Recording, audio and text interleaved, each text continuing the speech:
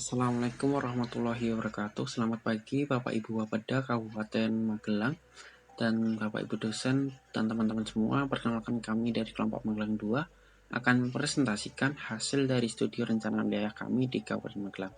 Berikut konten yang akan kami paparkan. Yang pertama, hasil dari inventarisasi masukan stakeholder yang terdiri dari berbagai sumber dari pemerintah kabupaten, pemuda hingga kementerian dengan berbagai kepentingan, implikasi, dan waktu program. Kemudian untuk kesimpulannya, banyak stakeholder yang berkepentingan membangun Magelang dengan cara peningkatan SDM, sarpras, wisata, pertanian, dan lain-lain. Berikutnya, konsep pengembangan dan penataan ruang wilayah. Sebelum menentukan konsep pengembangan dan penataan ruang wilayah, kami telah menganalisis potensi dan masalah yang ada di Kabupaten Magelang. Setelah itu, kami merumuskan konsep pengembangan wilayah yaitu Resilient City, Smart City, dan Integrated Agriculture Tourism. Kemudian untuk konsep penataan ruang yaitu monosentris, integrated multinucleus, dan linear sentris. Selanjutnya dilakukan metode AHP dan didapatkan konsep terpilih yaitu integrated multinucleus. Dan kesimpulannya dari elaborasi dan konsep AHP tersebut didapatkan konsep penataan ruang. Selanjutnya visi misi, arah kebijakan, dan sasaran pokok. Visi yang telah kami susun yaitu Kabupaten Magelang yang sejahtera, berdaya saing, dan terpadu melalui pengembangan sektor pertanian dan pariwisata. Kemudian dari misi tersebut kami breakdown menjadi arah kebijakan, sasaran pokok, dan indikator pengembangan wilayah berdasarkan ke-6 misi yang telah kami susun. Kemudian untuk visi dan misi tersebut kami susun berdasarkan potensi dan masalah, dan untuk mewujudkan visi tersebut harus menyusun 6 misi yang telah kami susun. Selanjutnya tujuan kebijakan dan strategi penataan ruang. Terdapat 4 kata kunci yaitu tangguh, produktif, terintegrasi, pertanian, dan pariwisata modern. Dan ada 3 kebijakan, pengembangan pariwisata, moda pelayanan publik, dan juga mitigasi bencana. Dan berikut untuk kerangka berpikirnya. Berikut untuk kesimpulannya, terdapat 3 fokus yaitu pariwisata, infrastruktur, dan juga mitigasi bencana. Berikut untuk struktur ruang saat ini terdapat 18 simpul dan juga 34 jaringan. Terdapat PKL, PPK, dan juga PPL. Berikut alternatif konsep ruang. Yang pertama monosentris, kemudian yang kedua integrated multinucleus dengan visualisasi sebagai berikut. Kemudian alternatif yang ketiga yaitu linear sentris. Dan berikut perhitungan AHP yang terpilih yaitu integrated multinucleus. Kemudian terdapat beberapa fokus yaitu ada agroindustri, pariwisata, kemudian resilient city, smart city, dan juga pengembangan desa wisata. Selanjutnya analisis rencana struktur ruang guna mendukung pertanian dan pariwisata di Kabupaten Magelang. Disusun struktur ruang sebagai berikut dengan melakukan pentahapan 1, 2, 3, hingga 4 kali tahapan dengan fokus masing-masing sebagai berikut. Rencana sarana dan prasarana secara umum yaitu kesehatan, pendidikan, kemudian sarana transportasi, perdagangan, jalan, dan listrik. Produksi di sini termasuk air bersih dan juga air limbah, kemudian sampah. Dan untuk kesimpulannya sebagai berikut. Selanjutnya adalah pola ruang. Dari penggunaan lahan saat ini, terdapat 10 jenis penggunaan yang disederhanakan menjadi 15. Untuk pola ruang saat ini, pola ruang menunjukkan dominasi adalah kawasan budidaya. Untuk evaluasi pola ruangnya sudah baik, namun perlu dievaluasi alih fungsinya. Untuk konsep rencananya, yang pertama adalah high and best use dengan skenario optimistik. Daya dukung permukiman yang dapat dilihat di tabel berikut. Skenario guna lahan, kebutuhan TPA, dan juga kawasan peruntukan industri. Untuk analisis rencana pola ruangnya akan dilakukan beberapa perubahan dan memakai 2 konsep. Untuk pentahapannya, untuk tahap pertama akan meliputi 4 agenda. Dan yang tahap kedua ada 4 agenda juga dilakukan di beberapa kecamatan.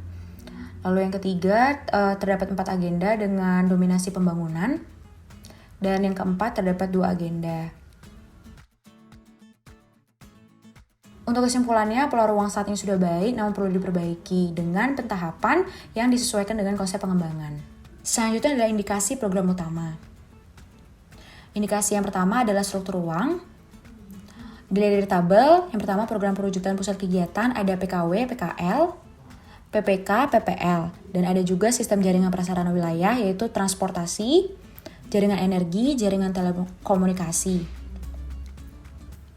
jaringan sumber daya air, sistem penyediaan air bersih,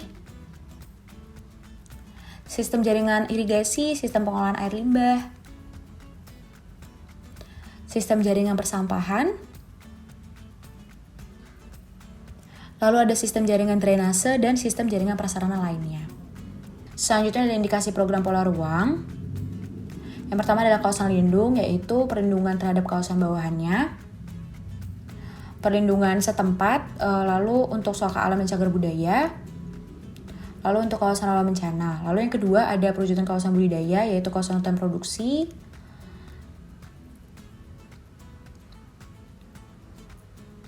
perwujudan kawasan peruntukan industri, kawasan peruntukan permukiman, perwujudan kawasan peruntukan pariwisata,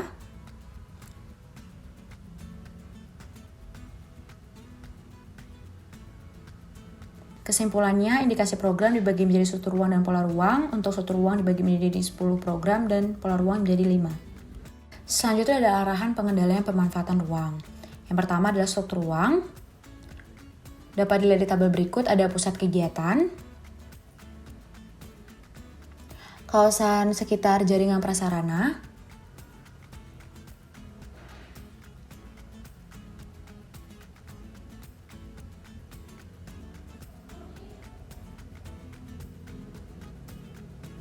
lalu selanjutnya ada pengendalian pola ruangnya, ada kawasan lindungnya,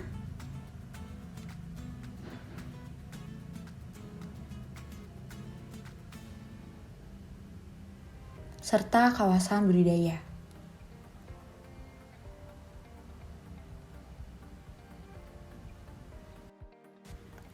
Kesimpulannya, ketentuan tentang arah pengendalian dan pemanfaatan itu disesuaikan dengan RT/RW Kabupaten Magelang. Selanjutnya adalah program prioritas. Untuk penentuannya, terdapat 6 kriteria yang digunakan. Lalu ini adalah pembobotan untuk program prioritasnya, dapat dilihat di tabel berikut. Lalu untuk pendalaman program prioritasnya, berikut adalah outline-nya. Kita akan langsung masuk ke dalam penjelasan program. Baik, selanjutnya program yang pertama yaitu pengembangan kawasan agroindustri. Perkembangan sosial ekonomi masyarakat terus mengalami perubahan secara masif dari agraris beralih ke masyarakat industri. Agroindustri yang akan dikembangkan berupa industri kecil menengah. Terdapat 2 komoditas unggulan di Kabupaten Magelang yaitu bikayu dan jagung yang akan dimanfaatkan sebagai bahan baku industri. Kontribusi terbesar dalam PTRB adalah industri pengolahan yaitu sebesar 21,27%. Dari potensi tersebut maka diperlukan adanya pengembangan sentra agroindustri. Untuk rasionalitas programnya mendukung visi dan misi ketiga dan sesuai dengan tujuan penataan ruang yang telah disusun. Berikut untuk fokusnya adalah agroindustri dan lokusnya berada di Kecamatan Grabak dan Salaman. Berikut untuk landasan hukumnya. Berikut untuk rangka berpikirnya berlandaskan tujuan penataan ruang kemudian menghasilkan output program kegiatan. Untuk konsep rencana program yaitu agroindustri di mana hasil pertanian menjadi bahan baku. Kemudian secara umum industri pengolahan ini berfokus pada industri hilir di mana agroindustri ini mengolah hasil pertanian menjadi barang setengah jadi maupun barang jadi. Untuk presidennya dipakai yaitu Kabupaten Pati di Desa Sidomukti yang cukup sukses dalam sentra agroindustri tepung tapioka. Dan untuk metode yang digunakan sebagai berikut. Untuk mengetahui kelayakannya menggunakan cost benefit analysis. Berikutnya untuk detail rencananya sebagai berikut, dan berikut untuk kerangka kerja logisnya dengan melihat indikator dan alat verifikasi kemudian asumsi-asumsi dapat dilihat ketercapaian yang akan dilakukan di program tersebut.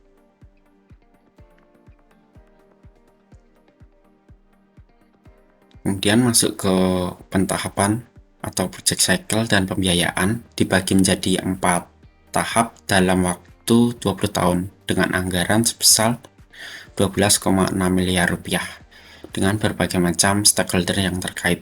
Dan berikut untuk diagramatis programnya.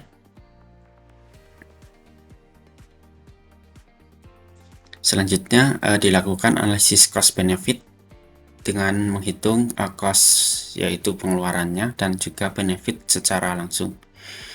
Dapat dilihat NPV bernilai positif dan BCR bernilai lebih dari 1. Jadi program agroindustri dapat dikatakan sebagai good project atau layak untuk direalisasikan.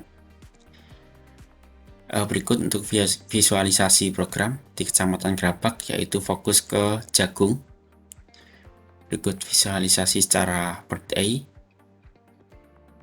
Dan selanjutnya visualisasi program di Kecamatan Salaman yaitu fokus pada komoditas ubi kayu. Selanjutnya akan dijelaskan oleh teman saya. Selanjutnya adalah program prioritas tentang pembangunan kawasan Magelang Agrotechnopark. Latar belakang dari perencanaan kawasan MATP ini adalah yang pertama, sektor pertanian di Kabupaten Magelang adalah salah satu sektor yang sangat berpotensi jika dilihat dari luas lahannya, yaitu seluas 83.271 hektar. Yang kedua, sektor pertanian merupakan sektor unggulan di Kabupaten Magelang. Yang ketiga, berdasarkan tabel distribusi PDRB Kabupaten Magelang tahun 2019, sektor pertanian memiliki distribusi terbesar kedua yaitu sebesar 19,32%. Yang selanjutnya, pertanian di Kabupaten Magelang selama ini hanya dihargai karena kemampuannya yang hanya bisa menghasilkan bahan pangan, sedangkan fungsi lain seperti di bidang sosial, budaya, ekonomi, dan lingkungan masih sering diabaikan. Nah, dengan adanya konsep multifungsi pertanian di kawasan MATP ini, dinilai memiliki peran penting dalam memposisikan sektor pertanian dalam fungsi yang semestinya. Berikut ada rasionalitas, tujuan perencanaan, landasan hukum. Selanjutnya ini adalah kerangka berpikir, dan selanjutnya adalah konsep rencana. Jadi inti dari konsep pembangunan Magelang Agrotechnopark ini adalah memungkinkan tercapainya integrasi antara aspek pertanian dengan aspek lainnya seperti teknologi, sosial, lingkungan, ekonomi, dan budaya. Keuntungan dari pembangunan MATP ini adalah yang pertama sebagai inkubator bisnis, kedua sebagai sarana untuk mengedukasi masyarakat luas tentang pentingnya pertanian, ketiga mengurangi arus urbanisasi, dan yang keempat adalah media promosi untuk produk lokal. Berikut adalah presiden dari pembangunan kawasan Magelang Agrotechnopark. Selanjutnya adalah metode perencanaan yang kami pilih. Berikut adalah rencana detail program. Nah, untuk mendukung tujuan dari MATP ini maka dirumuskan beberapa layanan yang dapat diakses oleh masyarakat luas. Yang pertama adalah wisata ilmiah dan kunjungan edukasi. Yang kedua adalah inkubasi bisnis pertanian. Yang ketiga konsultasi kelayakan pertanian. Keempat laboratorium penelitian dan pengajian. Kelima tempat penelitian, pengajian, dan pengembangan sektor pertanian. Dan yang terakhir adalah tempat pelatihan dan percontohan pertanian. Berikut adalah peta Magelang Agrotechnopark yang berlokasi di Kecamatan Tegalrejo. Berikut adalah peta indikasi program dari MATP. Berikut adalah kerangka kerja logis yang telah kami susun. Nah, selanjutnya adalah project cycle dalam pembangunan atau perencanaan kawasan Magelang Agrotechnopark. Nah, selanjutnya masuk ke bagian pentahapan dan pembiayaan. Berikut adalah tabel pentahapan dan pembiayaan dari pembangunan yang telah kami susun, di mana besaran atau kisaran pengeluaran adalah sebesar 99,8 miliar dan pemasukan sebesar 212 miliar dalam kurun waktu 20 tahun mendatang. Berikut adalah analisis atau cost benefit analysis, di mana NPV lebih besar dari 0 dan nilai BCR lebih besar dari 1 yang menandakan bahwa proyek atau program ini tergolong dalam good project. Adalah tabel diagramatis atau kurva S dari program kawasan Magelang Agrotechnopark. Terima kasih. Selanjutnya adalah pengembangan desa wisata di Kecamatan Windusari. Yang pertama adalah pendahuluan. Untuk latar belakangnya itu ada 4 alasan. Yang pertama adanya SK penetapan 9 desa wisata termasuk Desa Kembang Kuning. Yang kedua adalah penetapan Kecamatan Windusari sebagai KSP Alam dan Budaya.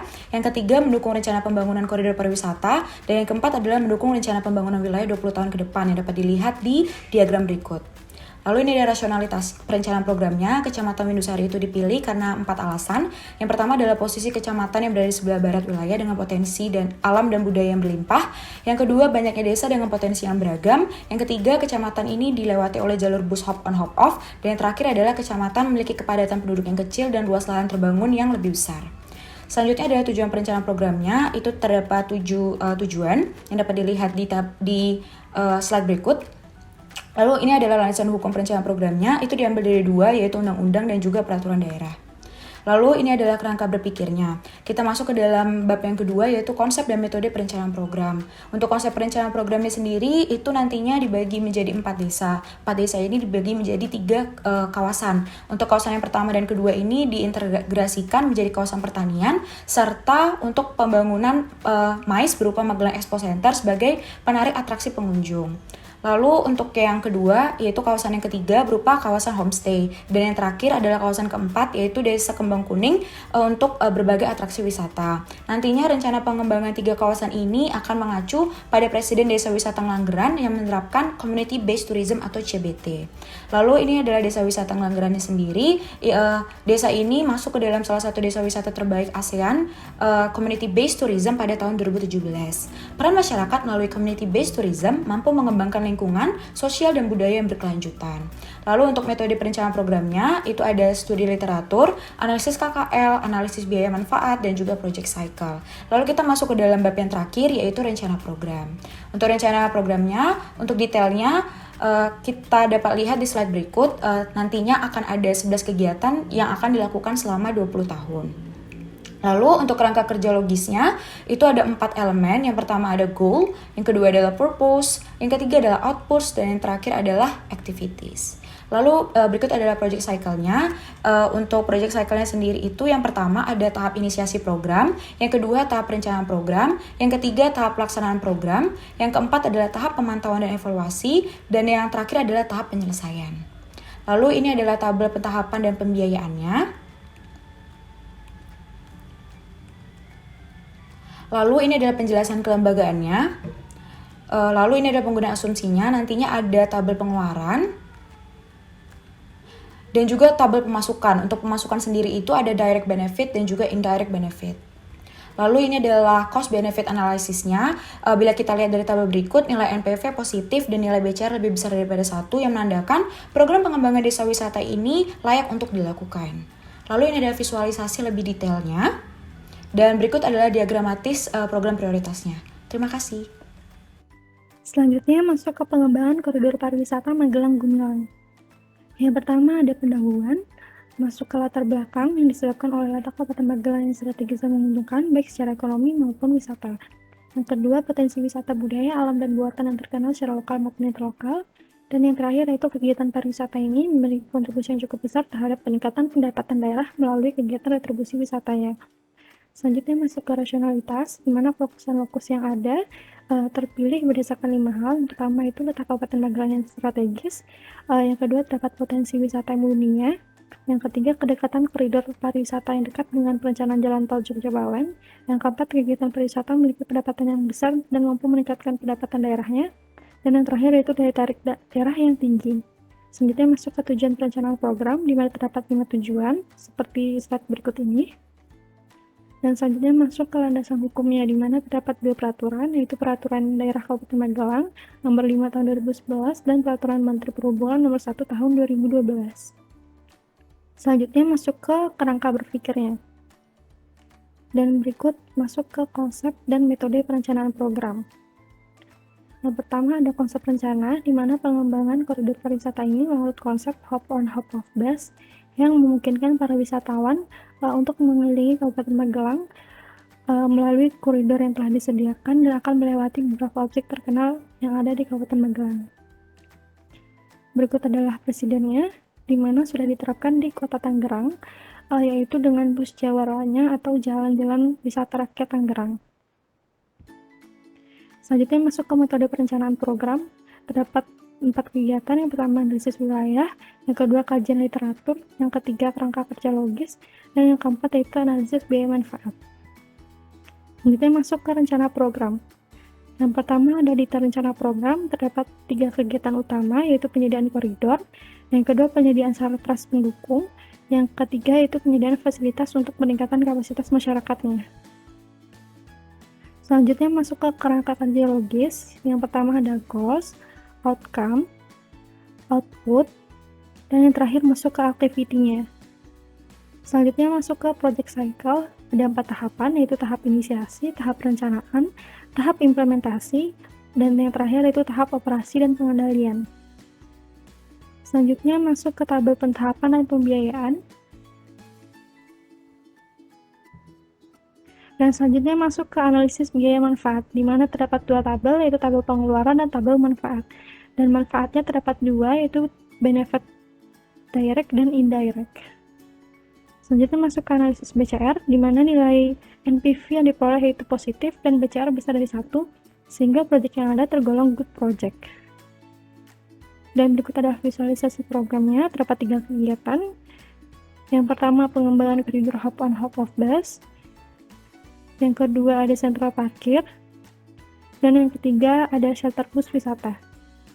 Dan yang terakhir masuk ke diagramatis program prioritas, dan berikut adalah diagramnya. Sekian dari saya, terima kasih. Selanjutnya, saya akan menjelaskan mengenai pengembangan sarana penyediaan air Kabupaten Magelang. Untuk yang pertama pendahuluan, ini masuk ke latar belakang, air merupakan salah satu kebutuhan wajib dan dasar bagi manusia. Dalam kasus ini, Kabupaten Magelang merupakan wilayah dengan sumber daya air melimpah, namun masih belum dimanfaatkan secara maksimal. Dan wilayah sekitarnya ada yang membutuhkan pasokan air dari luar wilayah, yaitu Kota Magelang. Untuk yang pertama ini, rasionalitas perencanaan ini dengan fokus dan lokus tersebut dipilih karena terdapat potensi sumber daya air yang melimpah, kedua mendukung program sentra agroindustri, dan ketiga kebutuhan wilayah belum tercukupi secara maksimal. Untuk program ini dipilih berdasarkan keselarasan konsep pengembangan wilayah, misi keempat dan misi keenam Kabupaten Magelang. Lalu untuk tujuan perencanaan ini ada 4, yaitu mengoptimalkan pengelolaan sumber daya air, meningkatkan produktivitas, meningkatkan pendapatan daerah, dan meminimalisir konflik pemanfaatan air. Lalu untuk landasan hukum ini ada 7. Selanjutnya ini kedua ada konsep dan metode perencanaan program. Untuk yang pertama konsep rencana ini ada 2 sistem, yaitu sistem jaringan perpipaan meliputi unit air baku, produksi, distribusi, dan pengelolaan. Untuk nomor 2 ada sistem bukan jaringan perpipaan ini meliputi perlindungan mata air yang kami rencanakan. Lalu untuk presidennya kami melihat dari spam unggulan. Lalu untuk metode perencanaan ini ada analisis kebutuhan air, studi literatur, logical framework, CPA, atau cost benefit analisis. Lalu selanjutnya ini ada kerangka berpikir dari visi, misi, potensi masalah Kabupaten Magelang menghasilkan pengembangan sarana penyediaan karir Kabupaten Magelang. Berikut merupakan manfaat yang dihasilkan. Lalu ketiga ini ke rencana program. Untuk rencana program ini dilaksanakan pada 20 tahun dengan leading sektornya PDAM Kabupaten Magelang. Untuk kami sudah melakukan analisis kebutuhan air. Pada tahun 2040, Kabupaten Magelang membutuhkan air sejumlah 286 juta meter kubik per tahun. Lalu untuk Kota Magelang ini membutuhkan air 23 juta meter kubik per tahun. Untuk visualisasinya ini ada 3, rencana IPA, embung, dan jaringan air. Untuk rencana IPA ditentukan pada 3 titik das yang besar, kawasan yang belum terjangkau oleh spam, dan tempat yang terkoneksi dengan kawasan lain. Lalu tempat ini adalah Tempuran, Mungkit, dan Secang. Lalu untuk embung ini direncanakan pada 3 titik yang ditentukan melalui kawasan yang belum terjangkau spam, area sawah yang belum terjangkau irigasi atau irigasinya rusak, dan lokasi yang strategis. Lalu rencana ini di Tempuran, Gerabak, dan Serubung. Untuk konsepnya ini terdapat fasilitas gazebo, jogging track, playground, toilet, parkiran, dan community space. Untuk selanjutnya ini ada project cycle, ini ada tahap inisiatif, perencanaan, pelaksanaan, dan penyelesaian yang akan di tabel pentahapan selanjutnya. Lalu untuk kerangka kerja logis ini terdapat objektif, purpose, result, dan activities. Activities ini akan menjadi subprogram pada program kami, yaitu program pertama, program kedua, program ketiga, program keempat, dan program kelima. Ini semua ada pentahapan dan pengeluaran semuanya 20 tahun. Lalu untuk selama 20 tahun ini, pemasukannya ada 443 miliar, Berikut tabel analisis CPA. Yang CPA tadi ini menghasilkan PCR sebesar 1,03 dengan MPV 24 miliar dengan diskon nilai 30%. Hal ini dapat disimpulkan bahwa program ini dinyatakan layak untuk dilaksanakan atau good project. Berikut merupakan tabel diagramatis yang membentuk S seandainya pengeluarannya sesuai. Terima kasih. Selanjutnya adalah pengembangan mitigasi bencana pada kawasan rawan bencana di Kabupaten Magelang. Yang pertama adalah pendahuluan. Untuk latar belakang sendiri, berdasarkan RT Kabupaten Magelang tahun 2010-2030 terdapat 3 jenis kawasan rawan bencana alam yang ditetapkan, yaitu kawasan rawan erupsi dan banjir lahar dingin gunung api, kawasan rawan bencana gempa bumi, dan kawasan rawan bencana kerasan tanah.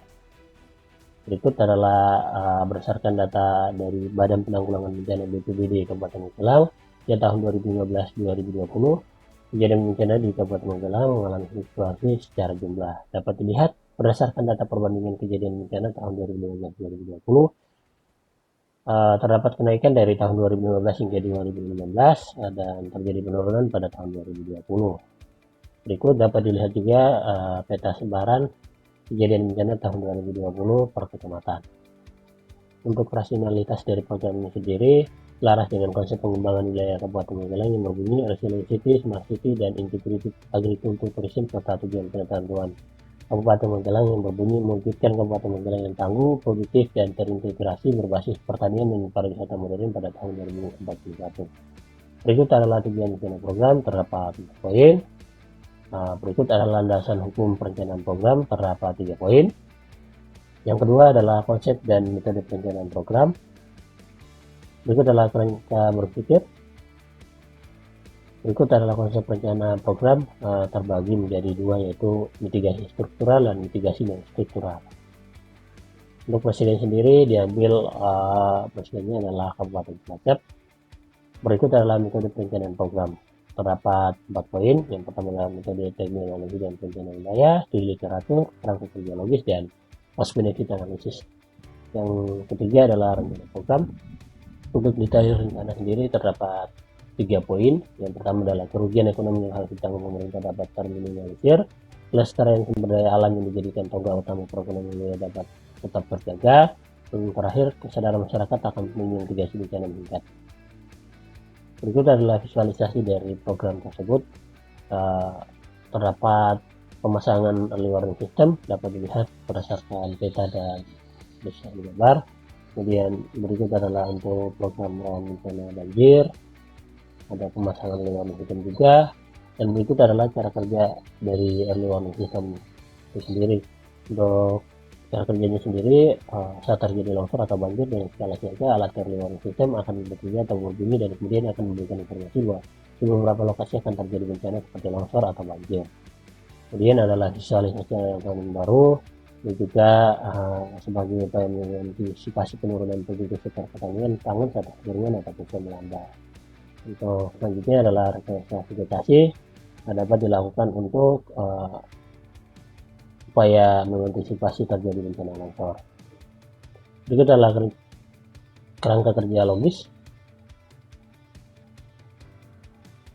Berikut adalah pentahapan program.